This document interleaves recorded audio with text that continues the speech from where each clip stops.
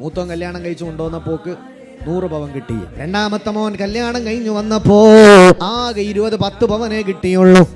അതിന്റെ പേരിൽ പിന്നെ കണ്ണ് കണ്ടൂടോളെ, എപ്പോഴും അവളെ കുറ്റം. മറ്റോൾ എന്ത് ചെയ്താലും കുഴപ്പമില്ല, ഇപ്പുറത്തെന്തും മഞ്ഞക്കണ്ണടയാണ്. ഒരു മരുവളാണ്, ഓളെ കഴുത്തിലാകെ 10 പവനേ ഉള്ളൂ.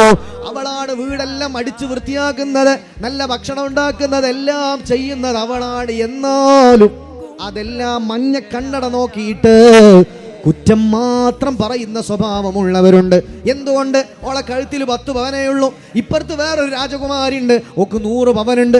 ഓൾ ഒരു പണിയും ചെയ്തില്ലെങ്കിലും കുഴപ്പമില്ല, അവൾ തറവാട്ടിന്ന് വന്ന മോളല്ലേ, അവൾ വലിയ സമ്പന്നയല്ലയോ എന്ന് കരുതിയിട്ട് പരസ്പരം അനീതി ചെയ്യുന്ന ഉമ്മമാർ ഇല്ല, തെറ്റാണത്. അങ്ങനെ പരസ്പരം സ്വർണത്തിന്റെയും ഭംഗിയുടെയും പേരിലൊന്നും പരസ്പരം അനീതി ചെയ്യുന്ന ഉമ്മമാരായി ഒരിക്കലും മാറിക്കൂടാ.